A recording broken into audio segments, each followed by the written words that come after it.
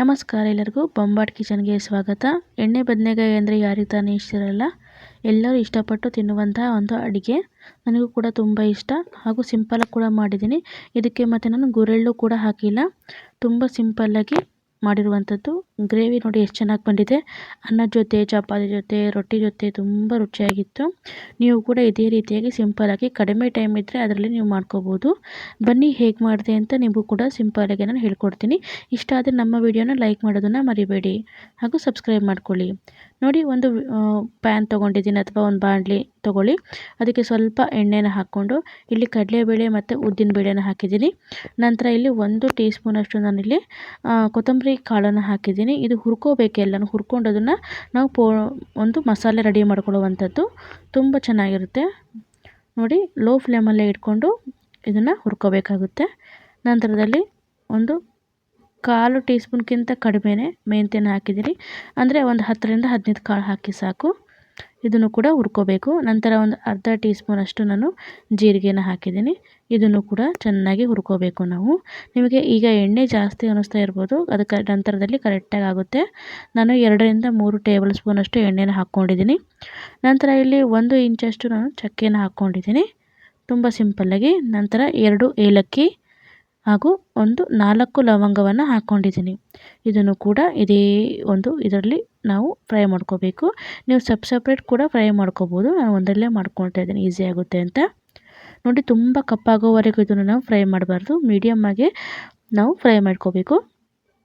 ನಂತರದಲ್ಲಿ ನಾನಿಲ್ಲಿ ಒಂದು ಮುಷ್ಟಿಯಷ್ಟು ಇಲ್ಲಿ ಶೇಂಗಾ ಬೀಜನ ಹಾಕ್ತಾಯಿದ್ದೀನಿ. ನೋಡಿ, ಒಂದು ಮುಷ್ಟಿಯಷ್ಟು ಸಾಕು, ಜಾಸ್ತಿ ಏನು ಬೇಕಾಗೋದಿಲ್ಲ.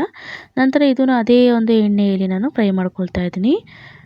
ನಾನು ಹೇಳಿದ್ನಲ್ಲ, ಸಪ್ರೇಟ್ ಬೇಕಾದ್ರೂ ಮಾಡ್ಕೋಬೋದು. ಯಾಕಂದರೆ ಒಂದೊಂದು ಐಟಮು ಹುರಿಯೋಕ್ಕೆ ಒಂದೊಂದು ಬೇರೆ ಬೇರೆ ಟೈಮ್ ತಗೊಳುತ್ತೆ. ಅದೇ ನಾನು ಲೋ ಫ್ಲೇಮಲ್ಲೇ ಇಲ್ಲಿ ನಾನು ಹುರ್ಕೊಳ್ತಾ ಇದ್ದೀನಿ ಎಲ್ಲ ಸಾಮಾನುಗಳನ್ನು. ನೋಡಿ, ಈ ರೀತಿಯಾಗಿ ಹುರ್ಕೊಂಡ್ಬಿಟ್ಟು ತುಂಬ ರುಚಿಯಾಗಿ ಬರುತ್ತೆ ಈ ಸಾಂಬಾರು ನಮಗೆ. ಈ ಬದನೆಕಾಯಿ ಮತ್ತೊಂದು ಸರಿ ನೀವು ಖಂಡಿತವಾಗಿ ಮಾಡೇ ಮಾಡ್ತೀರಾ, ಅಷ್ಟು ಚೆನ್ನಾಗಿರುತ್ತೆ ಟೇಸ್ಟು. ಹಾಗೂ ಈಸಿ ಮೆಥಡ್ ಆಗಿರೋದ್ರಿಂದ ಹಾಗೂ ತುಂಬ ಕಡಿಮೆ ಸಮಯ ತಗೊಳ್ಳೋದ್ರಿಂದ ಇದನ್ನು ಆರಾಮಾಗಿ ಮಾಡ್ಕೊಂಡು ತಿನ್ಕೋಬೋದು ನಾವು. ನೋಡಿ, ಈ ರೀತಿಯಾಗಿ ಇಲ್ಲಿ ಫ್ರೈ ಮಾಡ್ತಾಯಿದ್ದೀನಿ. ಲೋ ಫ್ಲೇಮಲ್ಲಿ ಇಟ್ಕೊಳ್ಳಿ. ಅಕಸ್ಮಾತ್ ನಿಮಗೇನಾದ್ರು ಜಾಸ್ತಿ ನಿಮಗೆ ಬೇರೆ ಸಾಮಾನುಗಳು ಫ್ರೈ ಆಗ್ತಿದೆ ಅಂದರೆ ಸ್ವಲ್ಪ ಗ್ಯಾಸ್ನ ಆನ್ ಮಾಡಿಕೊಂಡು ನೀವು ಇದನ್ನು ಸ್ವಲ್ಪ ಹಂಗೆ ಕೈ ಆಡಿಸ್ಕೊಳ್ಳಿ. ಯಾಕಂದರೆ ಒಂದೊಂದು ಪ್ಯಾನ್ ತುಂಬ ದಪ್ಪ ಇದ್ದರೆ ಟೈಮ್ ಜಾಸ್ತಿ ತಗೊಳುತ್ತೆ. ಹಾಗೂ ನಂತರ ಇಲ್ಲಿ ನಾನು ಸ್ವಲ್ಪ ಇಲ್ಲಿ ಹುಣಸೆಹಣ್ಣು ಹಾಕಿದ್ದೀನಿ. ಹುಣಸೆಹಣ್ಣು ಇದೇ ಒಂದು ಪ್ಯಾನಲ್ಲಿ ಹಾಕಿದ್ದೀನಿ. ಮತ್ತು ಇಲ್ಲಿ ಸ್ವಲ್ಪ ಕಾಯಿ ತುರಿ ಹಾಕಿದ್ದೀನಿ. ನಾನು ಇಲ್ಲಿ ಹಸಿ ಕಾಯಿನೇ ಕಟ್ ಮಾಡಿ ಹಾಕಿದ್ದೀನಿ. ನೀವು ಒಣ ಕಾಯಿ ತುರಿ ಬೇಕಾದ್ರೂ ಹಾಕ್ಕೋಬೋದು. ಇದಕ್ಕೆ ತುಂಬ ಚೆನ್ನಾಗಿರುತ್ತೆ. ನೋಡಿ, ಇದನ್ನು ಕೂಡ ಇದೇ ಒಂದು ಪ್ಯಾನಲ್ಲೇ ನಾನು ಫ್ರೈ ಮಾಡ್ಕೊಳ್ತಾ ಇದ್ದೀನಿ. ನೋಡಿ, ಈಗ ಎಣ್ಣೆ ಎಲ್ಲ ಫುಲ್ ಖಾಲಿಯಾಗಿದೆ. ಫಸ್ಟಿಗೆ ನಿಮಗೆ ಎಣ್ಣೆ ಜಾಸ್ತಿ ಅನ್ನಿಸ್ತಿರ್ಬೋದಲ್ವ, ಇವಾಗ ನೋಡಿ ಎಣ್ಣೆ ಕರೆಕ್ಟಾಗಿ ಆಗಿದೆ ಈಗ. ನಂತರ ಇಲ್ಲಿ ನಾನು ಥಿಕ್ನೆಸ್ಸು ಮತ್ತು ಟೇಸ್ಟಿಗೋಸ್ಕರ ಇಲ್ಲಿ ಒಂದು 6ರಿಂದ 7 ಗೋಡಂಬಿಯನ್ನು ಹಾಕಿದ್ದೀನಿ. ತುಂಬ ಚೆನ್ನಾಗಿ ಟೇಸ್ಟ್ ಕೊಡುತ್ತೆ ಗೋಡಂಬಿ ಹಾಕೋದ್ರಿಂದ. ನೀವು ಗೋಡಂಬಿ ಬೇಡ ಅನ್ನೋರು ಅದನ್ನು ಸ್ಕಿಪ್ ಮಾಡ್ಕೋಬೋದು, ಆದರೆ ಹಾಕಿದರೆ ಟೇಸ್ಟ್ ತುಂಬ ಚೆನ್ನಾಗಿರುತ್ತೆ. ನೋಡಿ, ಇದನ್ನು ಕೂಡ ಸ್ವಲ್ಪ ಎಲ್ಲ ಒಂದು ಐಟಮನ್ನು ಬ್ರೌನ್ ಆಗೋವರೆಗೂ ನಾವು ಹುರ್ಕೋಬೇಕಾಗುತ್ತೆ. ಕಲರ್ ಚೇಂಜ್ ಆಗಬೇಕು ಅಲ್ಲಿವರೆಗೆ ನಾವು ಇದನ್ನು ಸ್ವಲ್ಪ ಲೋ ಫ್ಲೇಮಲ್ಲಿ ಹುರ್ಕೋಬೇಕು.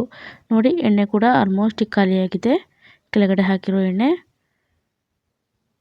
ಎಣ್ಣೆ ಜಾಸ್ತಿ ಆಯಿತು ಅಂದರೆ ಏನು ತೊಂದರೆ ಇಲ್ಲ. ಹುರಿಯೋಕ್ಕೆ ಕರೆಕ್ಟಾಗಿ ನಮಗೆ ಎಣ್ಣೆ ಬೇಕಾಗುತ್ತೆ. ನೋಡಿ, ಈಗ ಫ್ರೈ ಆಗಿದೆ. ಎಲ್ಲ ಐಟಮ್ನು ಬ್ರೌನ್ ಬಂದಿದೆ. ಈಗ ನಾನು ಇದಕ್ಕೆ ಸ್ವಲ್ಪ ಕೊತ್ತಂಬರಿ ಸೊಪ್ಪು ಹಾಗೂ ಸ್ವಲ್ಪ ಪುದೀನ ಸೊಪ್ಪನ್ನು ಹಾಕಿಬಿಟ್ಟು ಅದನ್ನು ಫ್ರೈ ಮಾಡ್ಕೊಳ್ತಾ ಇದ್ದೀನಿ. ಈಗ ನೀವು ಡೈರೆಕ್ಟಾಗಿ ಅಲ್ಲೇ ಬೇಕಾದ್ರೆ ಹಾಕ್ಬೋದು, ಆದರೆ ಫ್ರೈ ಮಾಡ್ಕೊಂಡು ಹಾಕೋದ್ರಿಂದ ಟೇಸ್ಟ್ ತುಂಬ ಚೆನ್ನಾಗಿ ಕೊಡುತ್ತೆ ಅಂತ ನಾನು ಹಾಕ್ತಿದ್ದೀನಿ. ಈ ರೀತಿ ಮಾಡಿಕೊಡಿ, ನಿಜವಾಗ್ಲೂ ಚೆನ್ನಾಗಿರುತ್ತೆ. ಇಲ್ಲೇ ಫ್ರೈ ಮಾಡ್ಕೊಳ್ಳಿ. ನೀವು ಅದ್ರಿಗೆ ಹಾಕೋದಕ್ಕಿಂತ ಇಲ್ಲೇ ಲುಬ್ಬುವಾಗಿ ಹಾಕೋದೇ ತುಂಬ ಚೆನ್ನಾಗಿರುತ್ತೆ. ನೋಡಿ, ಸ್ವಲ್ಪ ಬಾಡಬೇಕು, ಘಮ್ ಅಂತ ಪರಿಮಳ ಬರ್ತಾ ಇರುತ್ತೆ. ಅಲ್ಲಿವರೆಗೆ ಇದನ್ನು ಸ್ವಲ್ಪ ನಾವು ಬಾಡಿಸ್ಕೊಳ್ಳೋಣ. ನಂತರದಲ್ಲಿ ಇದಕ್ಕೆ ನಾನು ಕೊನೆಯಲ್ಲಿ ಒಂದು 5ರಿಂದ 6 ಬೆಳ್ಳುಳ್ಳಿ ಹೆಸರುಗಳನ್ನು ಹಾಕಿದ್ದೀನಿ. ನಂತರ 1 ಇಂಚು ಇಲ್ಲಿ ಶುಂಠಿನ ಹಾಕಿದ್ದೀನಿ. ಅದನ್ನು ಕೂಡ ಇಲ್ಲಿ ಫ್ರೈ ಮಾಡ್ಕೊಳ್ತಾ ಇದ್ದೀನಿ. ನೀವು ಶುಂಠಿ ಬೆಳ್ಳುಳ್ಳಿ ಪೇಸ್ಟ್ ಬೇಕಾದ್ರೆ ನೀವು ಸಾಂಬಾರು ತಯಾರು ಮಾಡುವಾಗ ಹಾಕ್ಕೋಬೋದು. ಆದರೆ ಇಲ್ಲಿ ಫ್ರೈಗೆ ಹಾಕ್ಕೊಳ್ಳಿ, ಟೇಸ್ಟ್ ತುಂಬ ಚೆನ್ನಾಗಿ ಕೊಡುತ್ತೆ. ನಾನು ಮಾಡಿದ ರೀತಿಯಲ್ಲೇ ಮಾಡ್ಕೊಳ್ಳಿ, ಚೆನ್ನಾಗಿರುತ್ತೆ. ಲಾಸ್ಟಿಗೆ ನಾವಿಲ್ಲಿ ಶುಂಠಿ ಬೆಳ್ಳುಳ್ಳಿನ ಹಾಕಿರುವಂಥದ್ದು. ನೋಡಿ ಈ ರೀತಿಯಾಗಿ ಫ್ರೈ ಆಗಿದೆ. ಈಗ ನೋಡಿ ಎಲ್ಲ ಐಟಮ್ ಈಗ ಕಲರ್ ಚೇಂಜ್ ಆಗಿದೆ, ಲೈಟ್ ಗೋಲ್ಡನ್ ಬ್ರೌನ್ ಬಂದಿದೆ. ಈಗ ನಂತರದಲ್ಲಿ ಇದಕ್ಕೆ ನಾನು ಲಾಸ್ಟಿಗೆ ಸ್ವಲ್ಪ ಎಳ್ಳನ್ನು ಹಾಕ್ತಾಯಿದ್ದೀನಿ. ಎಳ್ಳು ಕೂಡ ಥಿಕ್ನೆಸ್ ಕೊಡುತ್ತೆ ಮತ್ತು ಇಲ್ಲಿ ಟೇಸ್ಟ್ ಕೂಡ ತುಂಬ ಚೆನ್ನಾಗಿ ಕೊಡುತ್ತೆ ಎಳ್ಳು. ನೀವು ಬೇಡ ಅಂದರೆ ಸ್ಕಿಪ್ ಮಾಡ್ಕೋಬೋದು, ಆದರೆ ಎಲ್ಲ ಐಟಮ್ನ ಸ್ಕಿಪ್ ಮಾಡ್ಕೊಂಡೋದ್ರೆ ಟೇಸ್ಟ್ ನಮಗೆ ಬೇರೆ ಕೊಡ್ತಾ ಹೋಗುತ್ತೆ. ಅದರಿಂದ ಹಾಕ್ಕೊಂಡ್ರೆ ತುಂಬ ಚೆನ್ನಾಗಿರುತ್ತೆ. ನೋಡಿ ಇದನ್ನು ಹಾಕಿದ್ದೀನಿ. ಈಗ ಚೆನ್ನಾಗಿ ಮಿಕ್ಸ್ ಮಾಡ್ಕೋಬೇಕು. ಈಗ ಚೆನ್ನಾಗಿ ಫ್ರೈ ಆಗಿದೆ. ಇದನ್ನು ನಾನು ಒಂದು ಪ್ಲೇಟಿಗೆ ತೆಗೆದಿಟ್ಕೊಳ್ತೀನಿ. ಯಾಕಂದರೆ ಇದೇ ಒಂದು ಬಾಣಲೆಯಲ್ಲಿ ಬಿಟ್ಬಿಟ್ರೆ ಓವರ್ ಫ್ರೈ ಆಗಿಬಿಡುತ್ತೆ. ಯಾಕಂದರೆ ಬಾಣಲೆ ದಪ್ಪ ತಳ್ಳದಾಗಿರೋದ್ರಿಂದ ತುಂಬ ಬಿಸಿ ಇರುತ್ತೆ. ಅದರಿಂದ ಮತ್ತೆ ಜಾಸ್ತಿ ಫ್ರೈ ಆದರೆ ಅಷ್ಟು ನಮಗೆ ಎಣ್ಣೆ ಬದನೆಕಾಯಿ ಚೆನ್ನಾಗಿ ರುಚಿ ಬರೋದಿಲ್ಲ ಅಂತ ನಾನು ಇದನ್ನು ಒಂದು ಪ್ಲೇಟಲ್ಲಿ ತೆಗೆದಿಟ್ಕೊಳ್ತೀನಿ ನಾನು. ನೀವು ಬೇಕಾದರೆ ಹೀಗೆ ಬಿಟ್ಟು ನಂತರದಲ್ಲಿ ನೀವು ಗ್ರೈಂಡ್ ಮಾಡ್ಕೋಬೋದು. ನೋಡಿ ಈಗ ಚೆನ್ನಾಗಿ ಕೂಡ ಫ್ರೈ ಆಗಿದೆ, ಪರಿಮಳ ಕೂಡ ತುಂಬ ಚೆನ್ನಾಗಿ ಬರ್ತಾಯಿದೆ. ಇದ್ರ ಜೊತೆಗೆ ನಾವು ನೋಡಿಲಿ ಇದನ್ನು ನಾನು ಪ್ಲೇಟಲ್ಲಿ ತೆಗೆದಿಟ್ಕೊಳ್ತಾ ಇದ್ದೀನಿ. ಈಗ ತುಂಬ ಬೇಗ ತಣ್ಣಗಾಗಲಿ ಅಂತಷ್ಟೇ.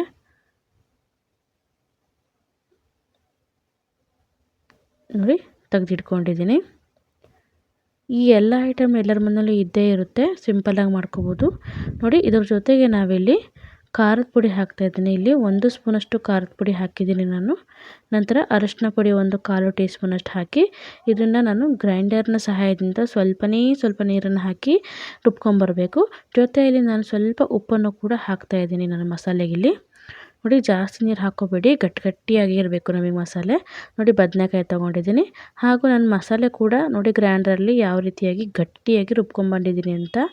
ನಂತರ ಬದನೆಕಾಯಿ ಇರ್ತಾರಲ್ಲ ಚೆನ್ನಾಗಿ ತೊಳೆದ್ಬಿಟ್ಟು ಈ ಥರ ತುದಿನ ಕಟ್ ಮಾಡಬೇಕು. ನಂತರ ಇದನ್ನು 4 ಭಾಗಗಳನ್ನಾಗಿ ನಾವು 3/4 ಭಾಗದಷ್ಟು ಕಟ್ ಮಾಡ್ಕೋಬೇಕು. ಫುಲ್ ಕಟ್ ಮಾಡಿಬಿಡಿ, 4 ಭಾಗದಷ್ಟು ಕಟ್ ಮಾಡಿಕೊಂಡು ಒಳಗಡೆ ಏನಾದ್ರು ಹುಡುಕಿದ್ರೂ ನಮಗೆ ಗೊತ್ತಾಗುತ್ತೆ. ಮತ್ತು ನಮಗೆ ಒಂದು ಮಸಾಲೆ ತುಂಬಕ್ಕೂ ಈ ರೀತಿ ಮಾಡಿಕೊಟ್ರೆ ಚೆನ್ನಾಗುತ್ತೆ. ನೀವು ಡೈರೆಕ್ಟಾಗಿ ಅದನ್ನು ಹಾಕ್ಬೋದು, ಮಸಾಲೆನ ಹಾಕದೇ ಹಾಕ್ಬೋದು. ಆದರೆ ಅದನ್ನು ಆ ರೀತಿ ಹಾಕೋದ್ರಿಂದ ಸ್ವಲ್ಪ ಟೇಸ್ಟ್ ಬೇರೆ ಕೊಡುತ್ತೆ. ಆ ವಿಡಿಯೋನೂ ಕೂಡ ನಾನು ನಿಮಗೆ ಹಾಕಿದ್ದೀನಿ, ಒಂದು ನೋಡ್ಕೊಳ್ಳಿ. ಅದನ್ನು ಬೇರೆ ಥರ ಎಣ್ಣೆ ಬದನೆಕಾಯಿ ಮಾಡೋದನ್ನು ಈ ರೀತಿ ಕೂಡ ನೀವು ಮಾಡ್ಕೋಬೋದು. ನೋಡಿ ಈ ರೀತಿ ಎಲ್ಲ ಬದನೆಕಾಯನ್ನು ಕಟ್ ಮಾಡಿಕೊಂಡು ಈ ರೀತಿ ಮಸಾಲೆನ ತುಂಬಿ ಇಟ್ಕೋಬೇಕು. ನೋಡಿ ಎಲ್ಲ ಬದನೆಕಾಯನ್ನು ಮಸಾಲೆ ತುಂಬಿ ಇಟ್ಕೊಂಡಿದ್ದೀನಿ. ಉಳಿದಿರೋ ಮಸಾಲೆಯನ್ನು ಹಾಗೆ ಇಟ್ಕೊಂಡಿದ್ದೀನಿ. ನಂತರ ಒಂದು ಕುಕ್ಕರ್ ತೊಗೊಂಡಿದ್ದೀನಿ. ಕುಕ್ಕರಿಗೆ ನಾನು ಎಣ್ಣೆನ ಹಾಕ್ತಾಯಿದ್ದೀನಿ ಸ್ವಲ್ಪ. ಇಲ್ಲಿ ಎಣ್ಣೆ ಪೂರ್ತಿ ಬಿಸಿ ಆಗಲಿ. ಟೇಸ್ಟ್ ಮಾತ್ರ ನಿಜವಾಗ್ಲೂ ತುಂಬ ಚೆನ್ನಾಗಿರುತ್ತೆ. ಒಂದೇ ಒಂದು ಸರಿ ಮಾಡ್ಕೊಂಡು ನೋಡ್ಕೊಳ್ಳಿ ನೀವು. ನೋಡಿ ಎಣ್ಣೆ ಬಿಸಿಯಾಗಿದೆ. ಇಲ್ಲಿ ಒಂದು 1/4 ಟೇಬಲ್ ಸ್ಪೂನಷ್ಟು ನಾನು ಸಾಸಿವೆನ ಹಾಕಿದ್ದೀನಿ. ಸಾಸಿವೆ ಹಾಕಿದ್ಮೇಲೆ 1/4 ಟೇಬಲ್ ಸ್ಪೂನಷ್ಟು ಜೀರಿಗೆನ ಹಾಕಿದ್ದೀನಿ. ನಂತರ ಲೋ ಫ್ಲೇಮಲ್ಲಿ ಇಟ್ಕೊಂಡು ಮಾಡ್ಕೊಳ್ಳಿ ಇದನ್ನು. ನಂತರ ಇಲ್ಲಿ ಕಡಲೆಬೇಳೆ ಉದ್ದಿನಬೇಳೆನ ಹಾಕಿದ್ದೀನಿ, ಒಂದೇ ಸ್ಪೂನಲ್ಲೇ ಸೇರಿಸಿ ಹಾಕಿದ್ದೀನಿ. ಅದೊಂದು 1/4 ಸ್ಪೂನು, ಇದೊಂದು 1/4 ಸ್ಪೂನ್, ಟೋಟಲ್ ಅರ್ಧ ಸ್ಪೂನಷ್ಟು ಕಡಲೆಬೇಳೆ ಉದ್ದಿನಬೇಳೆ ಹಾಕಿದ್ದೀನಿ. ನಂತರ 2 ಮೆಣಸಿನ್ಕಾಯಿನ ಉದ್ದುದ್ದ ಕಟ್ ಮಾಡಿಟ್ಕೊಂಡಿದ್ದೆ, ಅದನ್ನು ಕೂಡ ಇಲ್ಲಿ ಹಾಕಿದ್ದೀನಿ. ಖಾರ ಜಾಸ್ತಿ ಬೇಕು ಅನ್ನೋರು ನೀವು ಮೆಣಸಿನ್ಕಾಯಿನ ಜಾಸ್ತಿ ಹಾಕೋಬೋದು. ನಂತರ ಇಲ್ಲಿ 1 ಕಡ್ಡಿಯಷ್ಟು ನಾನು ಕರಿಬೇವಿನ ಸೊಪ್ಪನ್ನ ಹಾಕಿದ್ದೀನಿ. ಹಸಿ ಕರಿಬೇವು ಹಾಕ್ಕೊಳ್ಳಿ, ತುಂಬ ಚೆನ್ನಾಗಿರುತ್ತೆ ಸ್ಮೆಲ್ಲು, ಮತ್ತು ಟೇಸ್ಟ್ ಕೂಡ ತುಂಬ ಚೆನ್ನಾಗಿರುತ್ತೆ.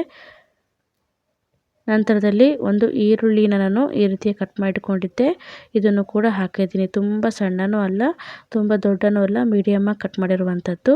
ನಂತರ 1 ಟೊಮೆಟೊನ ನಾನು ಕಟ್ ಮಾಡಿಟ್ಕೊಂಡಿದ್ದೆ, ಅದನ್ನು ಕೂಡ ಇಲ್ಲಿ ಹಾಕಿದ್ದೀನಿ. ಇದನ್ನು ಕೂಡ ಮಿಕ್ಸ್ ಮಾಡ್ಕೊಳ್ಳಿ. ನೋಡಿ ಚೆನ್ನಾಗಿ ಫ್ರೈ ಆಗಲಿ. ಇಲ್ಲಿ ನಾನು ಜವಾರಿ ಟೊಮೆಟೊ ಹಾಕಿರೋದ್ರಿಂದ ಅದು ಚೆನ್ನಾಗಿ ನುಣ್ಣಗೆ ಹಾಕಬೇಕು. ಹೈಬ್ರಿಡ್ ಟೊಮೆಟೊ ಆದರೆ ಸ್ವಲ್ಪ ಟೈಮ್ ತಗೊಳ್ಳುತ್ತೆ ನುಣ್ಣಗಾಗೋಕ್ಕೆ, ಸ್ವಲ್ಪ ದಪ್ಪ ಇರುತ್ತಲ್ವ ಅದರಿಂದ. ನೋಡಿ ಈಗ ಫ್ರೈ ಆಗಿದೆ, 3/4 ಭಾಗದಷ್ಟು ಫ್ರೈ ಆಗಿದೆ, ಕಲರ್ ಕೂಡ ಚೇಂಜ್ ಆಗಿದೆ. ಇವಾಗ ನಾನು ಮಸಾಲೆ ತುಂಬಿರುವಂತಹ ಬದನೆಕಾಯಿನ ಹಾಕ್ತಾಯಿದ್ದೀನಿ. ಇದಕ್ಕೆ ಬದನೆಕಾಯಿ ಹಾಕಿದ್ಮೇಲೆ ಇದನ್ನು ಒಂದು 5 ನಿಮಿಷ ಬೇಡ, ಒಂದು 3ರಿಂದ 4 ನಿಮಿಷದಷ್ಟು ಇದನ್ನು ಫ್ರೈ ಮಾಡ್ಕೊಳ್ಳಿ. ತುಂಬ ಚೆನ್ನಾಗಿರುತ್ತೆ. ಫ್ರೈ ಆದ ಎಣ್ಣೆಯಲ್ಲಿ ಎಷ್ಟು ಫ್ರೈ ಆಗುತ್ತೋ ಅಷ್ಟು ಟೇಸ್ಟ್ ತುಂಬ ಚೆನ್ನಾಗಿ ಬರುತ್ತೆ ಬದನೆಕಾಯಿದು. ನೋಡಿ ಲೋ ಫ್ಲೇಮಲ್ಲೇ ಒಂದು 3-4 ನಿಮಿಷ ಆದರೆ ಸಾಕಾಗುತ್ತೆ. ಸ್ವಲ್ಪ ಕಲರ್ ಚೇಂಜ್ ಆಗಬೇಕು ಬದನೆಕಾಯಿದು, ಅಲ್ಲಿವರೆಗೆ ನಾವು ಇದನ್ನು ಫ್ರೈ ಮಾಡ್ಕೋಬೇಕು.